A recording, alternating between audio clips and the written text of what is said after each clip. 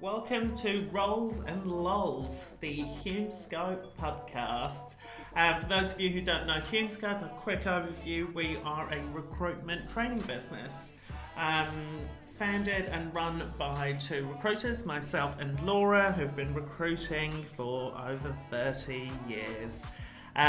We're super passionate about the industry. We teach recruiters, agency owners all across Australia, New Zealand, and hopefully one day the world, because we're planning on taking it over. Over to Laura. My name is Laura, co-founder of HumeScope. We're going to be running this podcast weekly. The aim is just to give you little bits of advice, tips, tricks, all related to the recruitment industry, and hopefully some laughs along the way too. Thanks so much for listening, guys. If you'd like more info, go to humescope.com.au. Hope you enjoyed the episode. Please give it a like, give it a follow, give it a share, send us a message, and spread the love and word. Hope you enjoy the episode. Thanks, guys. This week is all about how to advance your career, and that's not just at like I'm a new recruiter, how do I become a senior recruiter? Yeah. I think that goes for all the way through. And I think one thing that we think about in recruitment is, you know, the role is the role. We often go, okay, well, whether you're an associate consultant, you know, the change to a recruiter, you're adding in some business development potentially, but then from a recruiter to a senior, from a senior to a principal, we often go like, what is the difference? And therefore, like, how can I really take ownership over that progression path? Yeah. It does surprise me, I've got to say, and this isn't just in recruitment, just across the board. The lights just... We just got very... Hang on, let me just do it. Is it... Sorry for everyone who's listening to this and not watching this on YouTube. So the lights all just went off in the room, so Laura's running around trying to find lights. But there we go. Hey! Is it back on over there? Yeah. Oh no. There we go. There we go. It's 1 minute of a 10-minute episode. So professional. But what I do find is people don't take ownership of their actual career, and they sit, we interview, and most of you listening will be TAs or recruiters, and you'll hear this all the time: oh, the company didn't do this to advance my career, the manager didn't do this to advance my career. Yes, the company and the manager can often provide you opportunities, but what they can't do is drive you in your career. And actually, the only person who's responsible for your career is you. And so if you're not driving it, you're not looking for ways to develop, you're not looking for extra projects, you're not being the best version of yourself, and at a certain point it stops becoming about technical skill and it becomes about the person that you are, the value that you add outside of your technical ability. And so if you're not cultivating relationships all across your business, that's not just your hiring manager, it's managing director, it's the ops person, it's the marketer, it's everyone within that organisation. If you can, and I think this is the biggest lesson and why I think I excelled in my career so quickly, not excelled but advanced, was I was able to actually cultivate these relationships internally across the board. And so you had huge buy-in from everyone to go, yeah, that's the person that's going to be our next COO. I was far too young to be a COO and didn't have any experience. Didn't know what he was doing, guys. Everyone was behind that decision, and the MD knew it at the time. He could promote a 28-year-old into the COO role, and everyone would go, yeah, great decision. Versus me not cultivating those relationships and the MD going, I'd like to promote you, but no one's going to buy into you because you're 27. You've only got 6 years recruitment experience. You've not led huge teams before. I can't promote you. That's what would have happened.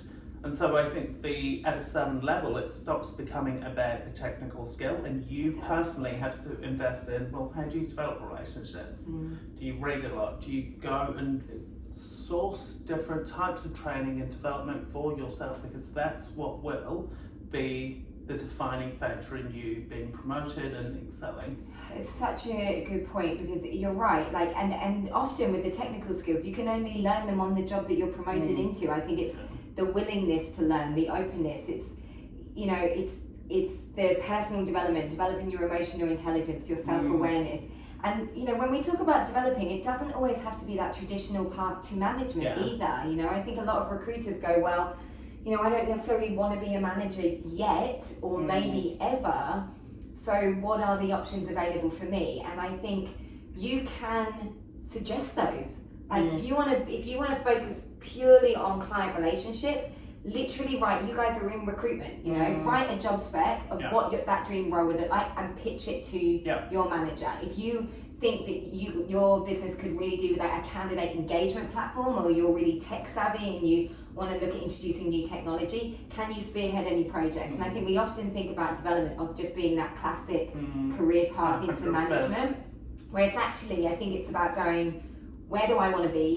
What do I want to do with my career? How do I pitch that? And whether it's now, it happens immediately, or it happens in the future, at least I've expressed my interest and I can create that opportunity. That's such a good point. That's such a good point, especially in a recruitment agency, because we know how to position that. I mean, we all know in recruitment you have to add to the bottom line.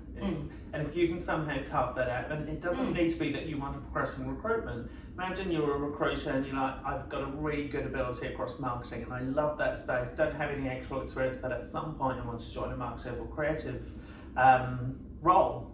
In that scenario, I would put my hand up for every single thing to do with socials and go, I know I'm a recruiter and that's my responsibility, I will build, but also can I take charge of the socials? Can I take charge of our marketing strategy and come up with ideas? Often recruitment agencies won't have a lot of extra support staff, it'll mostly be recruiters. Run lean, right? So you've got huge opportunities outside of your one role as a recruiter if that's the direction that you want to go in, and you have to be creative.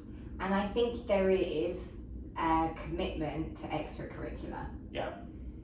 And it's not, and I think if you look at that like, I don't want to do something for nothing, that's when I think you almost, when you're looking at career advancement, you almost have to go, I know that this will lead to what I want, so I'm going to commit to it now, and even if I don't get an immediate outcome out of it, I know that at least it's growing my skill set and I will see the benefit somewhere. Yeah. And I think that we're often so busy in our day-to-day that it can be really hard to take on extra projects. It's like, cool, if I want to see you know, becoming a manager or starting to become a leader, you need to be investing in your personal development or some kind of mentorship program, or can you run some extra training with the team? And I think sometimes it's then like, well, I'm doing all this extra stuff for nothing, but it's not, it's developing your skill set. And I think what you have to have first when you're thinking about career advancement is, I am upskilling myself for my future career. And it's not about, I will do this now to get that promotion, it's what skills can I build, because that will serve me in the long term. And I think it's, like you said at the beginning, I think it's actually more of a commitment to your own learning and development path, which will ultimately lead to promotions and or other opportunities. I think ultimately that's what it comes down to. Love that. You hit on a really, really good point, which I didn't think of before recording this, is how you see it. Because often you hear consultants go, oh, they want to put me on this course and I don't have time because they're expecting me to still bill and do this course. It's like, of course they are. They're trying to better you, you idiot. Spend time on it. It's bettering you, not just the business. You're going to take those skills away. The business is not going to keep your skills somehow. So yes, if they're expecting you to still bill and do this on the side, of course you should do it. They're spending money on it, no doubt, or resources. But with that, if you're really not interested in something, say to your manager, you know what? I don't want to do that. That won't serve me. Can I do this instead?